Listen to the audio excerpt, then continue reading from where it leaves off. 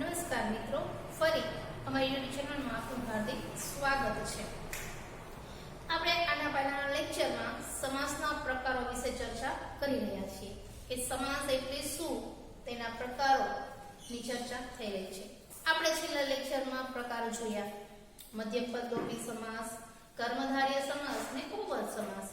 આના વિશે આપણે થોડી ઘણી ચર્ચા કરી હતી અને એ ત્રણેય સમાસ આપણે શીખ્યા હતા. હવે પછી આપણે બીજા જે ત્રણ પ્રકાર બાકી છે એની વાત કરવાની છે. તો ત્યારબાદ છઠ્ઠો સમાસ છે આપણો, જે દ્વિગુ સમાસ છે. તો જોઈએ દ્વિગુ સમાસ. દ્વિગુ સમાસ છે એ એક પદ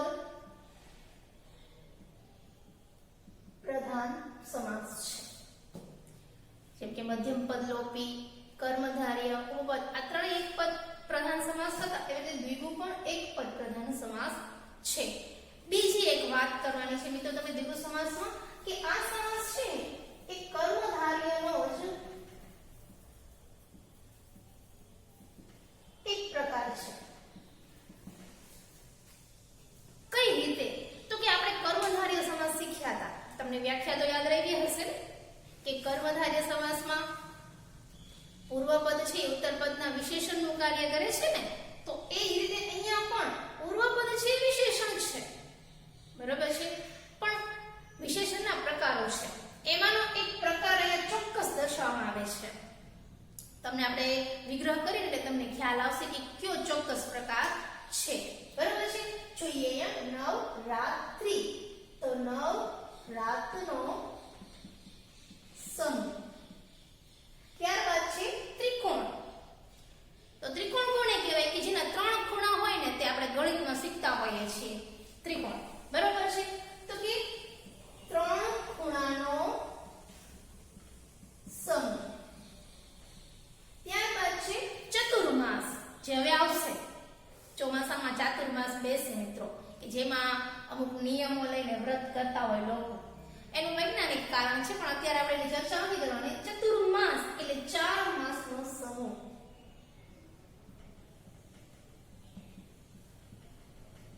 ચાર મહિના ભેગા થાય ને ત્યારે જે સમૂહ બને ને ચતુર્માસ કહેવાય મિત્રો.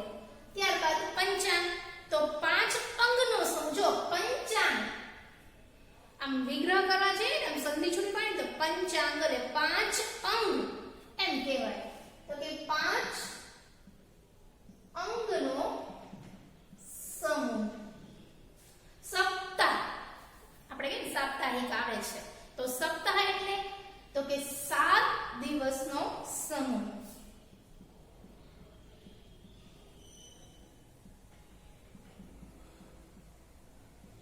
ત્યારબાદ ચોમાસું, જે અત્યારે શરૂ છે. ચોમાસું એટલે તો કે જેમાં 4 મહિના વરસાદ પડે તે. તો એ પણ 4 મહિના ભેગા થઈને બને છે ને મિત્રો, એટલે એમાં કહેવાય કે 4 માસનો સમૂહ.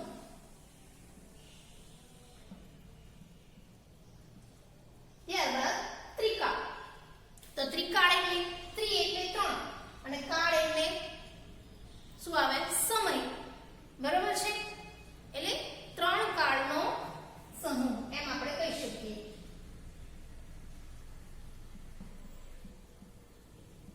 તો વિદ્યાર્થી મિત્રો આપણે શું જોયું? તો કે બધા જ જે પૂર્વપદ છે ને એ શું છે?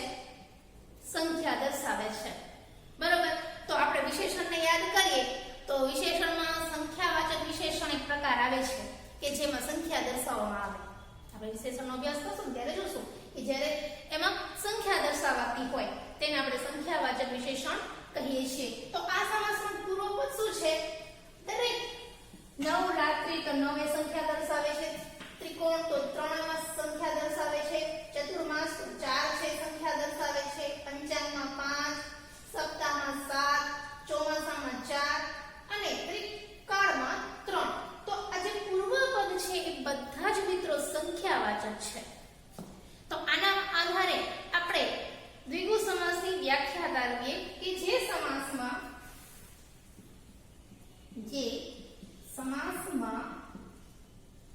પૂર્વપદ સંખ્યાવાચક હોય તેને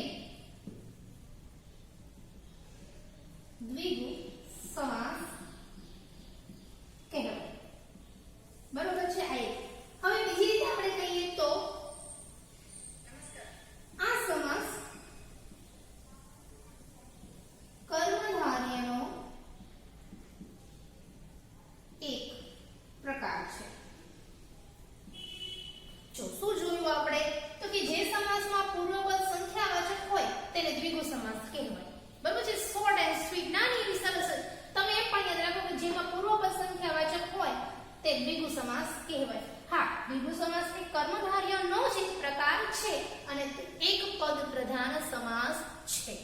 આટલું તમે યાદ રાખો એટલે તમને દ્વિગુ સમાસ સમજાઈ જાય. બરોબર છે. ફરી એકવાર કે જે સમાસમાં પૂર્વ પદ સંખ્યાવાચક હોય તેને આપણે દ્વિગુ સમાસ કહીએ છીએ. ત્યાર પછીનો સમાસ છે બહુવ્રીહી સમાસ. બહુવ્રીહી આ શબ્દને આપણે છૂટા પાડવા છે. તો કઈ રીતે? તો કે બહુ એટલે ઘણી અને વ્રીહી એટલે ડાંગર. તમને થશે કે બેને કેમ આ બે શબ્દોને છૂટા પાડ્યા? એવો મનમાં વિચાર આવે કે સમાસ ભણવાના છે આપણે, પદોને કેમ છૂટા પાડ્યા છે? પણ એ પદોને એટલા માટે મેં છૂટા પાડ્યા છે કે એ પદથી જ આપણને આખો સમાસ સમજાઈ જશે. કઈ રીતે? તો કે એનો અર્થ આપણે એમ કરીએ કે જેની પાસે ઘણી ડાંગર છે તે, જેની પાસે ઘણી ડાંગર છે તે, એટલે કે આ જે સમાસ છે એ પોતે જ એક કાર્ય કરે છે સમાસમાં, જેનો વિગ્રહ થાય છે. બીજા બધા સમાસમાં એવું નથી થતું, પણ એ બહુવ્રીહી પોતેનો વિગ્રહ કરે છે. કેવો? તો કે જેની પાસે ઘણી ડાંગર છે તે. તો ડાંગર કોની પાસે હોય? ડાંગર એટલે ખ્યાલ છે ને, હોય જ. ડાંગર છે તે તો કે એ વ્યક્તિ હોય. બરોબર છે. તો એ ત્રીજી એટલે કે આ જે પદ છે, એટલે કે આ જે સમાસ છે અન્ય પદ પ્રધાન સમાસ છે. આના ઉપરથી આપણે એ વાત કરી. ચલો વિગ્રહ કરતા આપણે શીખી ગયા કે જેની પાસે ઘણી ડાંગર છે તે. તો અહીંયા પહેલો આપણે વિગ્રહ કરીએ ચક્ર પાણી. બરાબર છે. તો એનો જેના પાણીમાં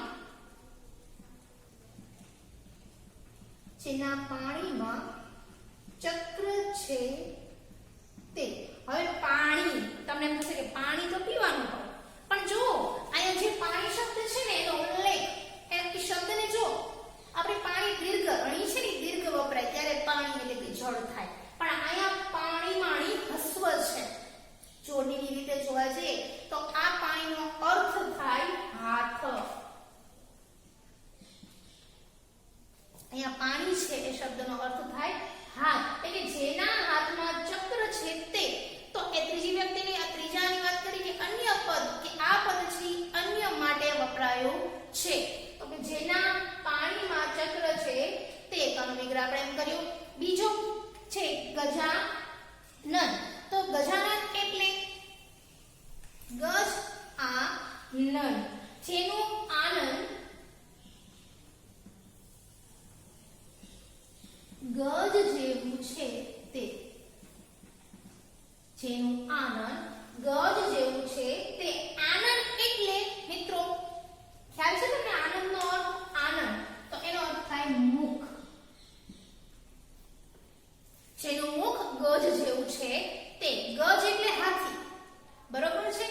ત્યારબાદ અગમ બુદ્ધિ, જેની બુદ્ધિ આગળ છે તે, અથવા તો જેની બુદ્ધિ આપણે જોઈએ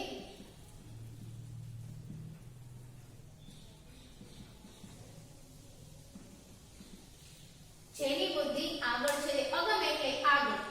બરોબર છે. હવે આ ત્રણ ઉદાહરણ આપણે જોયા મિત્રો.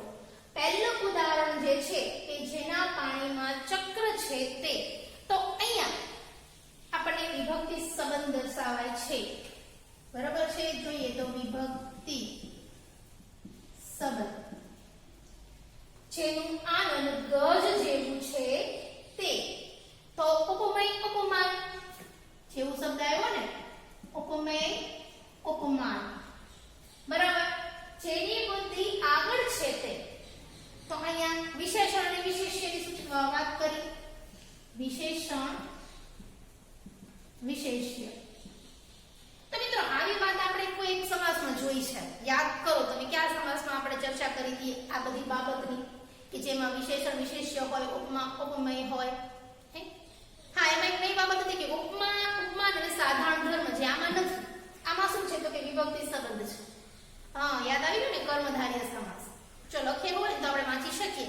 બરાબર છે. તો કર્મધારય સમાસની અંદર આપણે આવી ચર્ચા કરી હતી. તો આના આધારે આપણે એમ કહી શકીએ કે જેમાં વિભક્તિ સંબંધ હોય, ઉપમેય ઉપમાન સંબંધ હોય, વિશેષણ વિશેષ્ય સંબંધ હોય તેને આપણે બહુવ્રીહી સમાસ કહેવાય. બરાબર છે. બીજા આપણે આગળ જોઈએ દ્રષ્ટાંત. 9 પલ્લવ. નવા છે પલ્લવ જેના તે અમૂલ્ય તો નથી મૂલ્ય જેનું તે જેનું આપણે એમ પણ કહી શકીએ કે જેનું મૂલ્ય નથી તે અથવા નથી મૂલ્ય જેનું તે બરાબર છે શ્યામ શરીર જેનું શરીર શ્યામ છે તે જો આપણે બધા જ દ્રષ્ટાંતના આપણે વિગ્રહ કરીને જોયા તો જોયું કે નવા છે પલ્લવ પલ્લવ એટલે પાન તો કે જેના પાન નવા છે તે મૂલ્ય નું વિરુદ્ધાર્થી થાય અમૂલ્ય સોરી બરાબર અમૂલ્ય એટલે કે જેનું મૂલ્ય અકાતું નથી તે શ્યામ શરીર જેનું શરીર શ્યામ છે તે તેવા આપણે કોણ છે શ્રી કૃષ્ણ જે શ્યામ શરીર ધારણ કરે છે તો હવે આના આધારે આપણે વ્યાખ્યા તારવી છે મિત્રો તો આપણે એમ કહી શકીએ કે જે સમાસમાં બંને પદો વચ્ચે વિશેષણ વિશેષ્ય પછી ઉપમેય ઉપમાન ઉપમેય ઉપમાન અને વિભક્તિ સંબંધ હોય શું કહે છે કે જે સમાસમાં બે પદો વચ્ચે વિશેષણ વિશેષ્ય ઉપમેય ઉપમાન અને વિભક્તિ સંબંધ હોય સમસ્ત પદ શું દર્શાવતું હોય તો કે અન્ય પદનું વિશેષણ સમસ્ત પદ અન્ય પદનું વિશેષણ દર્શાવતું હોય ત્યારે બહુવ્રીહી સમાસ બને ફરીથી એકવાર આપણે વ્યાખ્યા જોઈએ મિત્રો કે જે સમાસમાં બંને પદો વચ્ચે વિશેષણ વિશેષ્ય ઉપમેય ઉપમાન અને વિભક્તિ સંબંધ હોય તેમજ સમસ્ત પદ અન્ય પદનું વિશેષણ દર્શાવતું હોય ત્યારે બહુવ્રીહી સમાસ બને છે અન્ય પદને કોઈ ત્રીજા પદનું વિશેષણ દર્શાવતું હોય મિત્રો એની વાત છે બીજી એક ખાસ નોંધ લેવાની જરૂર છે અહીંયા શું તો કે જો હું તમને ખાસ કહેવા માંગુ છું કે આ સમાસમાં જે સર્વનામનો ઉપયોગ વિગ્રહ કરતી વખતે થાય છે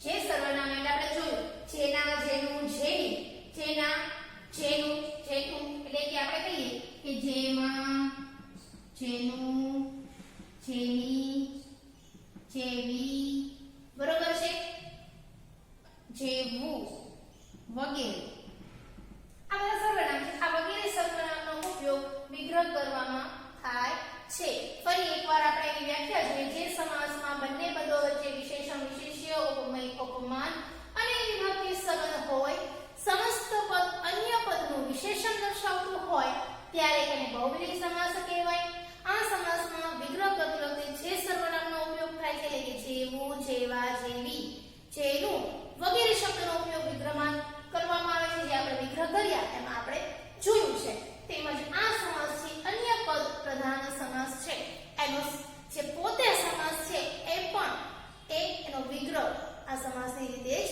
થાય છે મિત્રો બરોબર છે તો આપણે બહુવ્રીહી સમાસ જોયો તમને સમજાઈ ગયો હશે ત્યારબાદ આપણે છેલ્લા સમાસ તરફ એટલે કે આપણા અભ્યાસક્રમમાં જેટલા સમાસ આવે છે એમાંનો છેલ્લો સમાસ છે અવયવી ભાવ સમાસ અવયવી ભાવ સમાસ એટલે જો જે અવયવ દર્શાવતું હોય હવે કેવા અવયવ તો તમને ખબર છે અવયવ છે ને હંમેશા આગળ હોય બરાબર છે જો એ લખેલું છે યથા તથા સહ સ પ્રતિ તો આ બધા છે ને અવયવ હોય બરાબર છે હવે આ સમાસ પણ કેવો છે તો કે અન્ય પદ પ્રધાન જેમ બહુવ્રીહી સમાસ છે ને એવી જ રીતે અવયવી ભાવ સમાસ પણ અન્ય પદ પ્રધાન સમાસ છે ખાસ યાદ રાખજો બરાબર છે હવે એના દ્રષ્ટાંત આપણે જોઈએ તો મિત્રો સ સ્મિત તો આ સ છે ને એ દર્શાવે છે.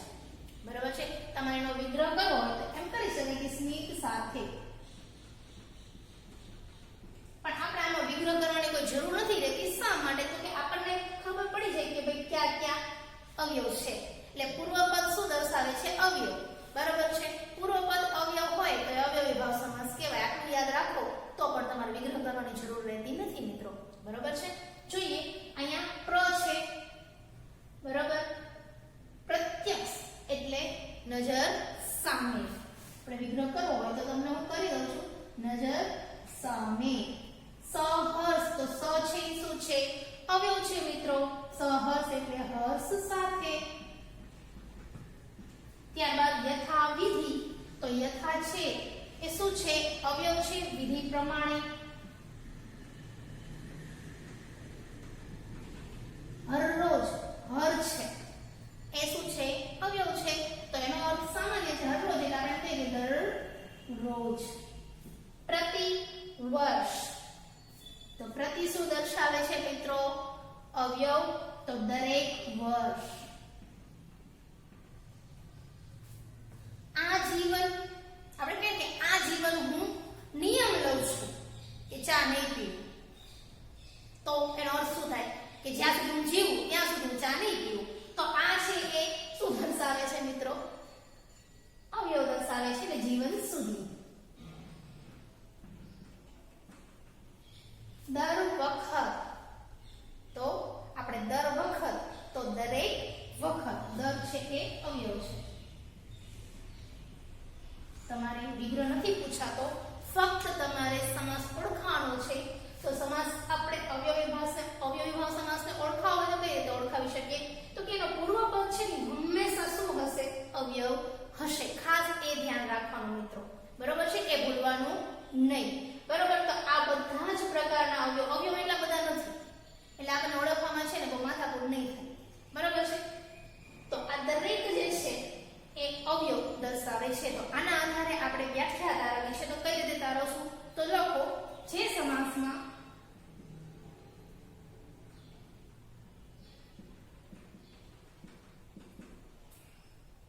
પૂર્વપદ અવયવ હોય અને ઉત્તરપદ નામ હોય તો તે અવયવી ભાવ સમાસ કહેવાય.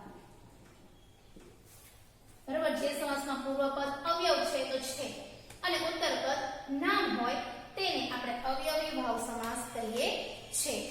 હવે આ સમાસ છે ને એ સમસ્ત પદ એટલે આખો પદ છે ને ક્રિયા વિશેષણ ના અવયવ તરીકે કામ કરે છે.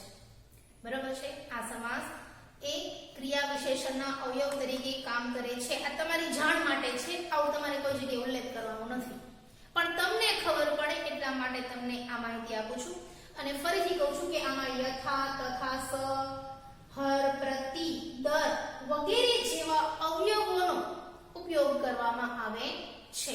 ફરી એકવાર કે જેમાં પૂર્વપદ અવયવ હોય અને ઉત્તરપદ નામ હોય તો તેને અવયવી ભાવ સમાસ કહેવાય છે.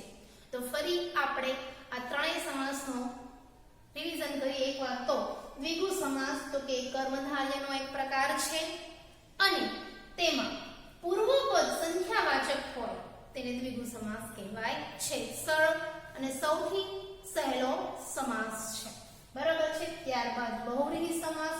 તો બહુવ્રીહી સમાસમાં આપણે જોઈએ તો કે જે સમાસમાં બંને પદો વચ્ચે વિશેષણ, વિશેષ્ય, ઉપમેય, ઉપમાન અને વિભક્તિ સંબંધ હોય તેમજ સમસ્ત પદ અન્ય પદના વિશેષણનું કાર્ય કરતું હોય અથવા કોઈ અન્ય પદ વિશેષણ દર્શાવતું હોય તો એ બહુવ્રીહી સમાસ કહેવાય મિત્રો. આ સમાસમાં વિગ્રહ જે સર્વનામથી થાય છે. જેનું, જેવા, જેવી, બરોબર વગેરે. તેમજ જે સમાસમાં પૂર્વપદ અવયવ હોય અને ઉત્તરપદ નામ હોય તેને આપણે અવયવી ભાવ સમાસ કહીએ છીએ. તો મિત્રો અહીંયા આપણે આપણા સમાસ પૂરા કરીએ છીએ. પણ ફરીથી એકવાર તમને સમાસ કઈ રીતે પરીક્ષામાં પૂછાય છે એ ખાસ કહી દઉં. ફક્ત 1 માર્કમાં તમને સમાસ પૂછાય છે અને તમારે ફક્ત સમાસનો પ્રકાર જ જણાવવાનો છે. એનો વિગ્રહ કરવાનો નથી. વિગ્રહ એટલા માટે શીખવું જરૂરી જરૂરી છે, કારણ કે વિગ્રહ કરશો તો જ તમે સમાસને ઓળખી શકશો. જેમ કે આપણે સમાસના રચનાની દ્રષ્ટિએ 3 પ્રકાર જોયા હતા કે સર્વપદ પ્રધાન સમાસ, એક પદ પ્રધાન સમાસ અને અન્ય પદ પ્રધાન સમાસ. એમાં સર્વપદમાં એક જ સમાસ આવતો હતો કે જે દ્વંદ્વ સમાસ હતો. બાકીના જે સમાસ છે 5 એ કેવા છે તો કે એક પદ છે અને બહુવ્રીહી ને અન્ય પદ બહુવ્રીહી અને અવયવી ભાવ સમાસ એ અન્ય પદ પ્રધાન સમાસ છે.